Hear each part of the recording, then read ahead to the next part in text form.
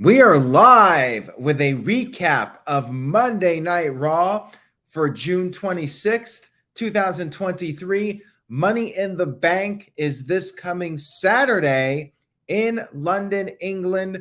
Make sure you stay tuned to NoDQ.com for the very latest wrestling news and rumors. I will be doing live coverage of Money in the Bank this coming weekend. Stay tuned for that. And with that being said, let's get right into this recap for the go home Monday Night Raw heading into Money in the Bank.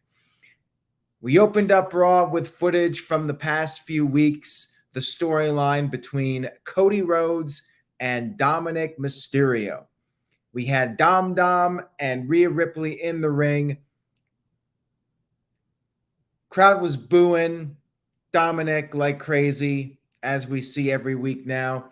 Rhea Ripley tried to talk and she got booed as well, but she had to get through her promo. Dominik's deal is he just tries to talk and cannot get any words out. They talked about Cody, and Cody, pretty much right on cue, showed up. Shout out to Walter Cruz, by the way, who's in Puerto Rico right now watching. I appreciate it.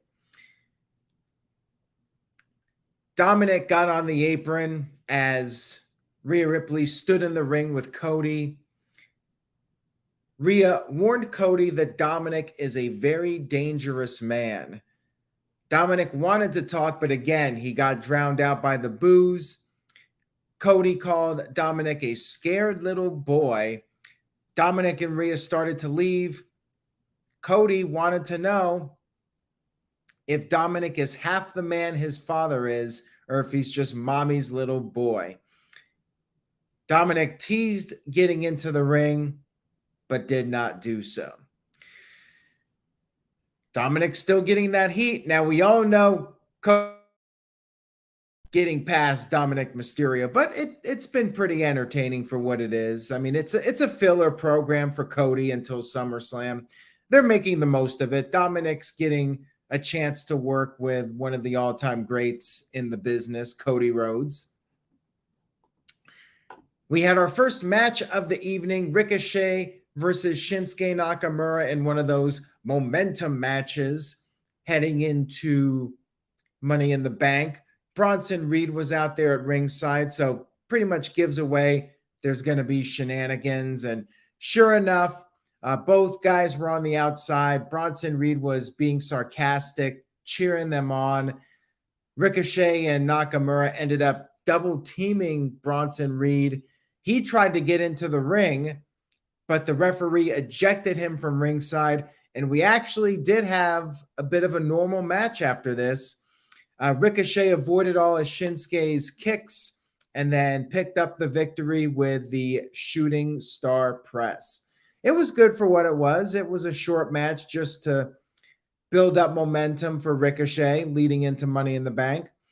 And to respond to David is a Beastly, Money in the Bank predictions Thursday night at 8 p.m. Eastern, 5 p.m. Pacific, the old No DQ review time slot. Tuesday night, 7 p.m. Eastern, 4 p.m. Pacific is the No DQ review. Just so you know. We had footage shown of Matt Riddle challenging Gunther for Money in the Bank, and then he was interviewed backstage. You had Kaiser showing up, and then Gunther took a cheap shot and officially accepted Matt Riddle's challenge for Money in the Bank. My feeling is Matt Riddle will not be winning that Intercontinental Championship at Money in the Bank. This is, again, a filler program until we get to SummerSlam.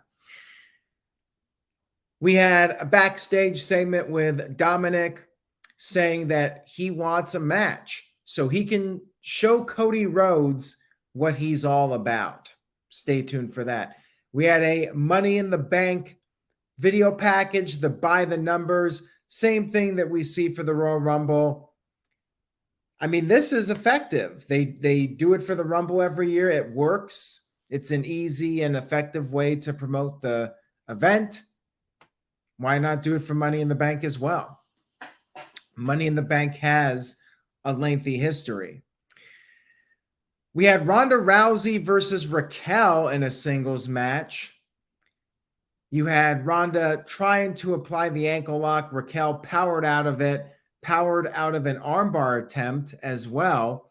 And then Raquel was going for her corner splash, but Shayna Baszler, who was out there at ringside, pulled Ronda Rousey away.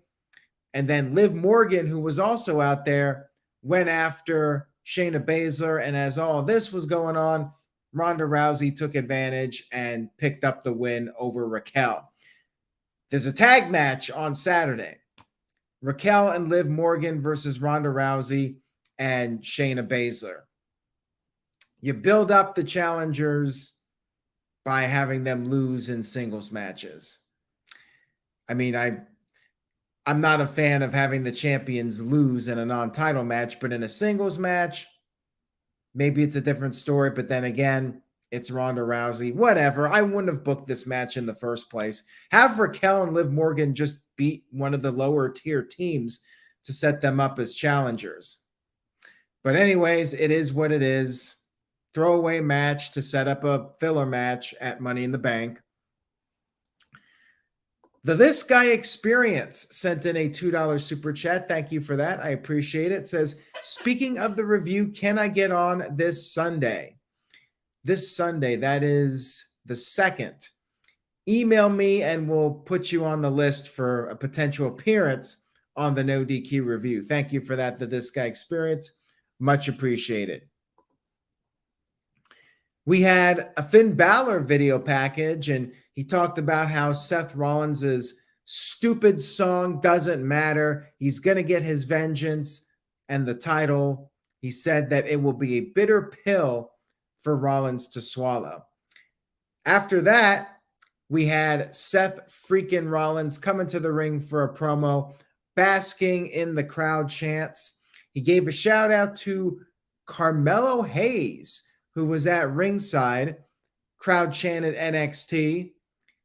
He thanked Carmelo for having his back on Tuesday's NXT. He plugged Carmelo's upcoming match against Baron Corbin. Why anybody would go out of their way to watch that is beyond me, but it is what it is. Rollins said that Balor did not get the job done. He's still standing. He called out Balor to finish the job, said he will not be 100% at Money in the Bank, but the best version of Finn Balor still cannot beat Seth freaking Rollins. Finn Balor did try to ambush Rollins with a sneak attack, but Rollins fought him off. Balor regained the upper hand and then targeted the ribs of Seth Rollins, went for a chair by the timekeeper's area. However, Carmelo took the chair away from Finn Balor, and then Rollins grabbed the chair and chased away Finn Balor. Good segment here. Nice way to introduce Carmelo Hayes to the mainstream WWE audience. Psycho Jet Black with a $2 super chat. Thank you for that. Says, would you like Corbin if he had 5-star matches? I would like Corbin if he had a 5-star gimmick. The problem is right now he has like a 1-star gimmick, bordering line on dud. But right now I would say 1 star. When he was doing the JBL routine, that was a dud. He's had a lot of duds as far as his character goes.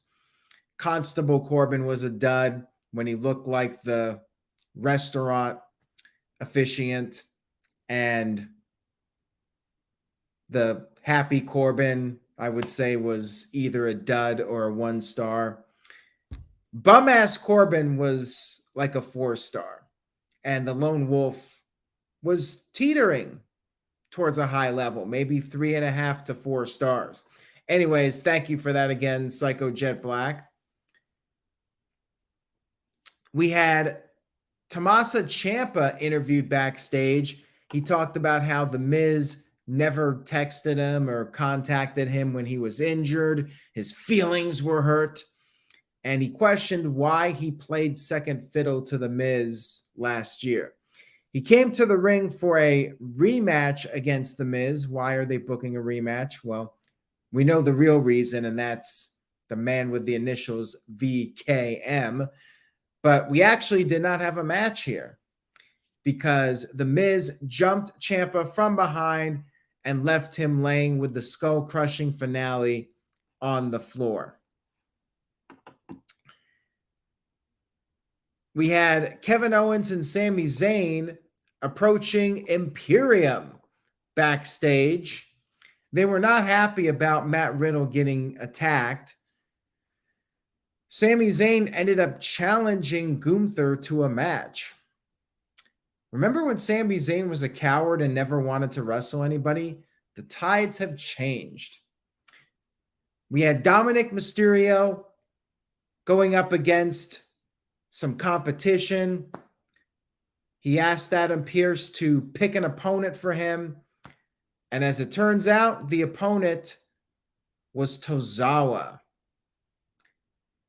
Corey Graves said that it was very brave of Dominik to compete in this match.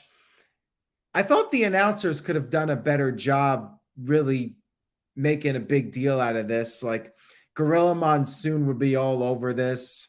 He'd be like, give me a break. But Kevin Patrick did not really sell it very well, in my opinion. And Corey Graves tries to be Bobby Heenan sometimes, just cannot pull it off. So did not have the comedic effect that I think a really good announcer like Bobby Heenan could have brought to the table. Tozawa did get in some offense. It was not a complete squash match here. Tozawa with some moves, Shining Wizard, came off the top rope, did a dive to the outside, but then stupid babyface, and in this case it's okay because Tozawa is so low on the totem pole. He got distracted by Rhea Ripley. She's like Medusa. You look into her eyes, you get mesmerized. And Dominic took advantage, picked up the win with the frog splash. It was fun for what it was, but again, you're building up Dominic. He's basically a joke for Cody Rhodes. It's a filler match. It's all for the entertainment, though. We had a video package for the Viking Raiders, and they vowed to hurt Alpha Academy. We then had Trish Stratus arriving for what they called Women's Summit, which is better than everybody coming out one at a time with a microphone and talking for a minute. Then the next person comes out. You had everybody in the ring. Wasn't much better, though. Bayley said she's the one that is the favorite to win, but then Io Sky gave her a look, so Bayley said, yes, maybe Io Sky can win as well. Zelina Vega was talking about how Trish never competed in a ladder match, said that her and Santos are going to win Money in the Bank. She made some kind of joke that fell completely flat. Her whole shtick here was kind of cringy, actually, in my opinion. And then Trish Stratus took some shots at Becky Lynch and said that maybe Becky Lynch will be man enough to say thank you, Trish, after Trish wins Money in the Bank. Becky responded by punching Trish Stratus. A big fight broke out. Zelina Vega ended up hitting Io Sky with her shoe. Like I said, cringy stuff here from Zelina. Becky got up, climbed the ladder, and grabbed the briefcase, which to me is very telling. I'll save that thought for the Money in the Bank predictions video this Thursday night, 8 p.m. Eastern, 5 p.m. Pacific on the No DQ YouTube channel. Backstage, we had Carmelo Hayes being interviewed, and he was very polite, said that Seth Rollins invited him. It's an honor to be there, and He said sometimes you have to take shots to make shots, and he doesn't miss. Backstage, we had a little confrontation between Becky Lynch and Rhea Ripley. Rhea said, "Be careful if you win that briefcase, don't come after me." And Becky said she wants to win the briefcase just to watch Rhea Ripley squirm. We had Gunther versus Sami Zayn. Gunther, of course, the Intercontinental Champion. Kevin Owens was out there on commentary. Ludwig Kaiser was out there, and Gunther was dominating a good part of this match. As soon as Sami Zayn started to show any bit of life, Vinci made his return. He was on crutches, and eventually Sami Zayn managed to get back into the match. He came out of the corner with a sunset flip powerbomb, but Gunther kicked out. Sami Zayn with the Blue Thunder Bomb. It worked one time a couple weeks ago. One time every 2 years. That's the rule. So yeah, Gunther kicked out of the Blue Thunder Bomb. And then Kaiser got on the apron. Owens attacked Kaiser, but Gunther went after Owens.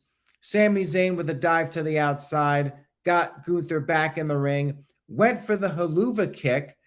However, Vinci took a cheap shot when the referee was distracted, hit Sami Zayn with his crutch, and then Gunther picked up the victory with the Imperium Bomb, or the Power Bomb, whatever they call it. After the match was over, they continued the attack on Sami Zayn, and then Matt Riddle made the save because Matt Riddle's a good friend, unlike Sami Zayn and Kevin Owens. Or maybe he just wanted to get revenge, probably the latter. He came out there and used the crutch on Imperium, and Ludwig Kaiser got taken out with a stunner just for the hell of it. Segment was good. Match was good, even though you knew there was no chance Sami Zayn was winning this thing. It was still good. We had a Carmelo video package to hype him up for his match against Finn Balor. We also had a backstage promo from the Alpha Academy responding to the Viking Raiders. Maxine Dupree feeling more and more confident. Gable called out Viking Raiders for next week, and Otis said the plan is for pure carnage. Natalya was interviewed backstage. They're still doing this storyline that I have no interest in whatsoever. She said her biggest fear is that she has been dealing with these mental battles. That is her biggest fear. What's up here? She said she's broken down, but she's still standing, and she wants Rhea Ripley to bring the world title next week and face her. I mean, this is, again, a filler program for Rhea Ripley. They're not even putting this on the pay-per-view, nor should they. We had Carmelo Hayes versus Finn Balor. Balor was taking this match seriously, but Melo was able to deliver quite a bit of offense in this match. Did a lot of flashy moves, high-flying stuff that he typically does. Balor did take control, though, but then Melo came back with a springboard clothesline. Balor kicked out.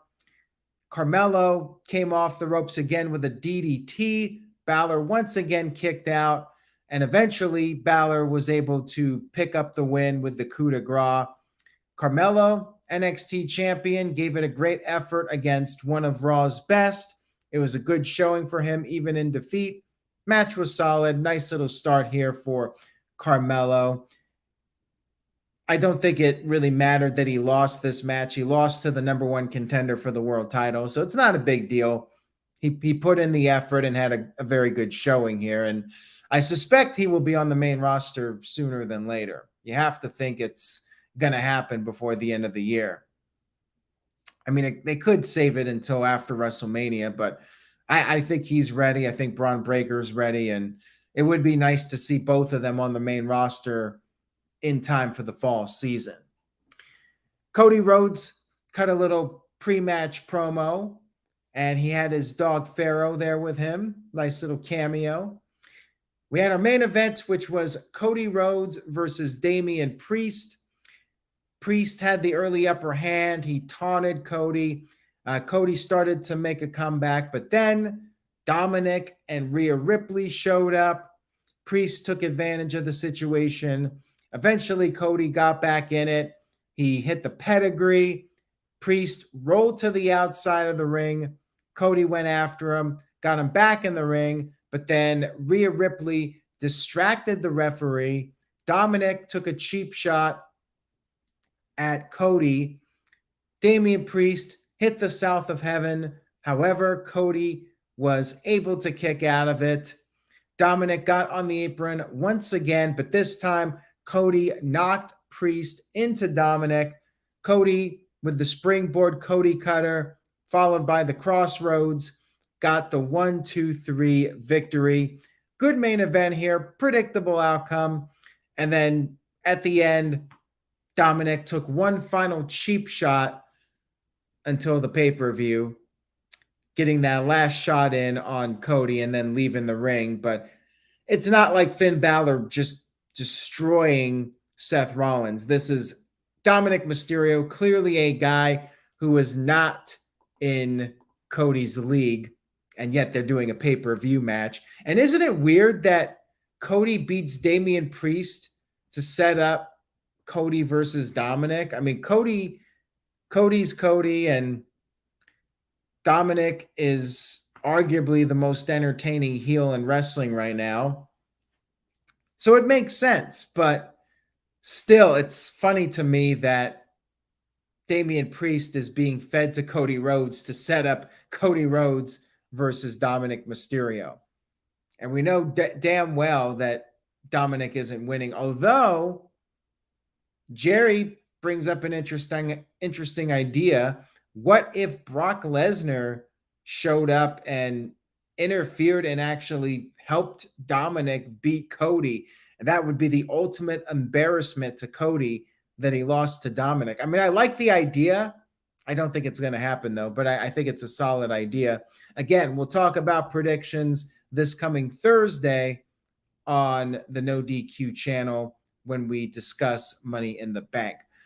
All in all, as far as go-home shows go, it was pretty weak in my opinion. Very by the numbers, standard, not much significant happening as far as storyline development goes. Everything basically just in a holding pattern. They added a few more matches. It was a filler show to hype up, which is what is, for the most part, a filler pay-per-view. I think other than the Money in the Bank matches and the Bloodline match, the rest of this card, I mean, it feels like a glorified Raw or SmackDown. Even the Balor match, I know they have the history and they did a good angle to set it up, but you know Balor ain't beating Seth Rollins. It's a filler match. Anyways, should be a hell of a show. London is going to have an incredible atmosphere, and I'm really looking forward to that. I'm looking forward to the vibe of the show more than anything else. If Puerto Rico is any indication of what we're in for, should be one of the most heated WWE shows of the year, and that's saying a lot because we've had some strong crowd reactions on the premium live events. Anyways, I give it a C+. I was not blown away by this show. I cannot say I would recommend watching it. Maybe check out the highlights on YouTube, but watching the entire show, I don't really think it was necessary. Best thing on the show was Carmelo Hayes getting his opportunity. That was really the highlight of Raw. Everything else, I think, was skippable for the most part. Thank you all for watching. Much love and appreciation to everybody out there. Stay tuned to NoDQ.com this week for all the latest news as we head into Money in the Bank. Tell a friend, spread the word. I'll be doing live coverage on Saturday on the site, and then I'll be back for a live recap, and that'll be fun Saturday evening. Like, I think it'll be 6 o'clock, somewhere around there. It will be really nice to do something earlier in the evening. Tune in for that. Take care, everybody. Enjoy your week. Say yes to NoDQ.com, and I will see you all next time.